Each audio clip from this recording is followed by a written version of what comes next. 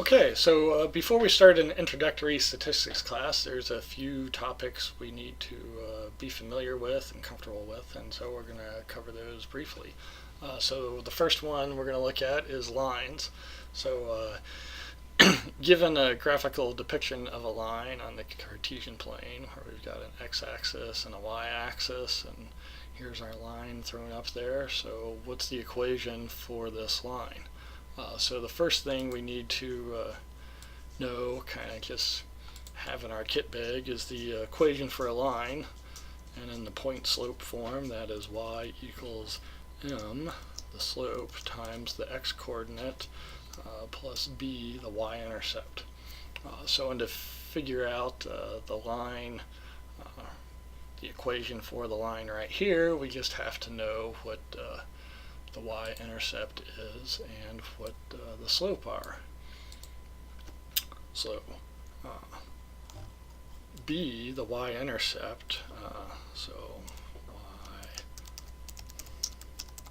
y-intercept is just where the line crosses the y-axis. So here we can see that that is -1 right here. Pretty straightforward. So we can make a note of that right here, that the b is going to be -1. And then the next thing that we need to know is what is the slope. So the slope is usually represented by m, and I think the best way to remember what the slope is that it is the rise of the line divided by the run, the horizontal distance over which that rise happens. And we can use any 2 points and the formula that you can find in a textbook to find the slope. But when we've got a nice picture here where the line crosses the x and the y axes, we can usually find a triangle that makes it relatively easy to figure out the rise and the run. And that is, the rise is the height of that triangle, and we've got it oriented so that there's a little right angle here, and the rise here is 1 because it goes from -1 up to 0, so that's an increase of 1. And then the run, that increase of 1, happens over a distance of 1, 2 on the x-axis, 2. So the slope is 1/2. And then if we take that information and we incorporate it up here into our general form, y equals the slope 1/2 times x, and then the y-intercept is -1, so when we add it in, we get -1. So that is our answer for the equation of this line. Stick a little circle around it. There it is. Okay, the next question kind of does the opposite, right? It says plot the line below. So it tells us what the line is right here and plot it below. So we just kind of reverse engineer what we just did. That is, we see that +1 is the y-intercept, so we go y equals +1, and we know the line's got to go through that point right there, and then the slope is -2. So it's really -2 over 1. So in the course of going, the rise is -2, so it's got to go down 2 and then over 1. And we can kind of do the same thing with a triangle. We can start at the one given point here, go down 2 and then over 1, and then close up our triangle there, and then we can see that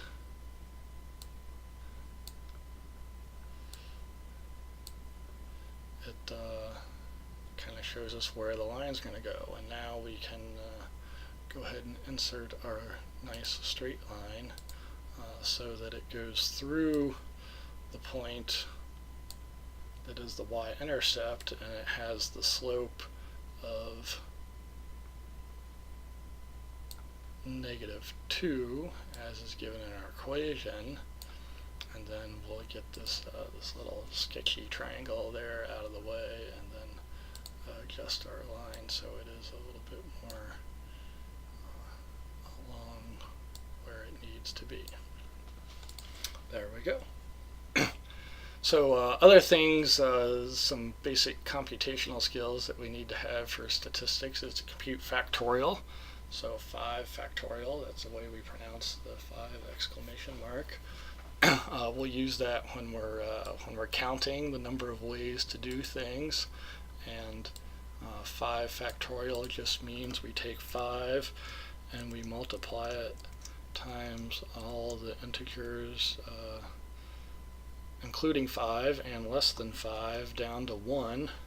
And when we do that in this case, we get 120 if you throw it in your calculator, or you can do the multiplication. So that's how factorial works. And the next is square root of 49. So just like 3 times 3 equals 9, so 3 squared is 9. Just the backwards, the square root of 9 is 3. So in this case, we're starting with 49, so we just have to recognize that 7 times 7, it gives us 49, and then once we realize that, then we know the answer is 7 for the square root of 49. The other thing we need to be have down cold is percentages. So this says compute 25% of $80. So just the straightforward do the math thing means we write 25% as a decimal, 0.25, and then we want to multiply it times the $80. And if we throw that in our calculator, if we need to, we will see that the result is $20 or 20. Your calculator probably doesn't show you the dollar sign. And the shorthand way to think about that is 0.25 is 1/4, so 1/4 of 80, or 80 divided by 4 gives us the $20. And then a couple more problems along these lines. If the regular price of a new pair of shoes is $125, so that's important, right? And then the sale is 20% off. So how much should you be charged? So in order to do the computation, if we might if we followed a general form to apply percentages so that we could use either a discount or an additional percentage charge like a tax, we would do 125, and then if it's the full price, it's just times 100%. But we've got this discount, which is 20% off, so we subtract the 20% from the 100%, and as a result, we will get $125 times 0.8 or 80%, and then when we do that, the result that you're going to get is that the shoes cost $100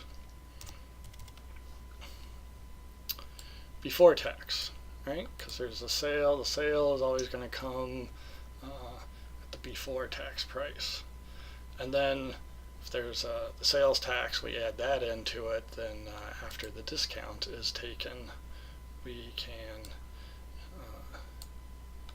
add the tax in. So following the same basic model, we start with the price, and then the whole amount would be multiply it times 100%, but we've got to add then the 10% for the sales tax in. And then when we do that, we get $100 times 1.1, and the result is $110 for the price after tax. Okay, another thing we need to be able to do for statistics is be pretty competent at reading charts and graphs. So here is a chart some biologist made. So he counted the number of eggs in bird nests, and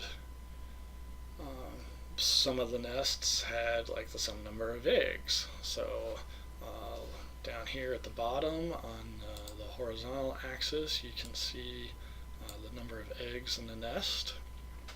And then on the vertical axis, we have the number of nests.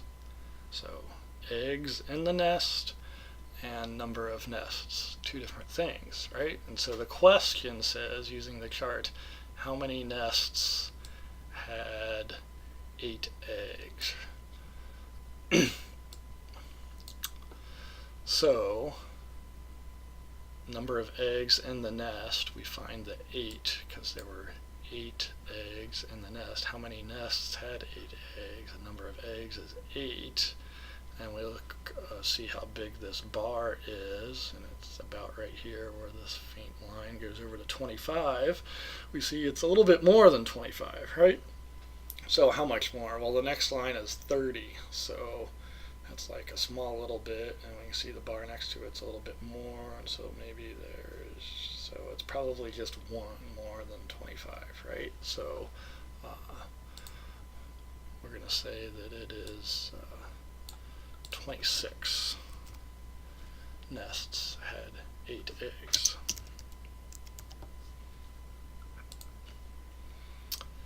And then the next one is a pie chart.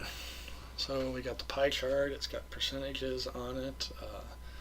Whenever we look at a pie chart, the percentages should add up to 100. So we got 20% here, we've got 25% here, so that's 45% plus 10% is 55%, plus 15 more percent is 70%, and then the 30% more gives us what we need.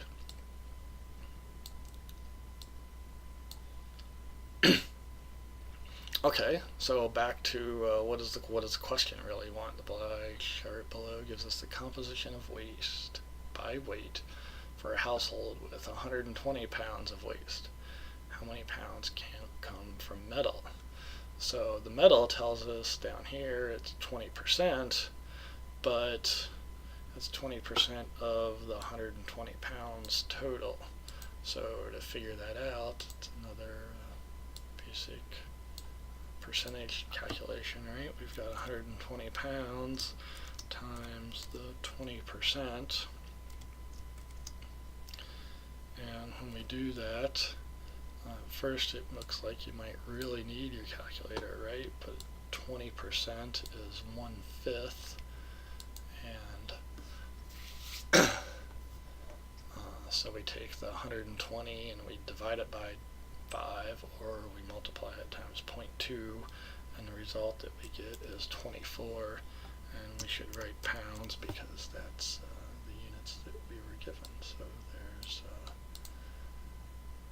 there's the answer. And this concludes a quick, very basic review of the stuff that you absolutely have to know to start an intro statistics class.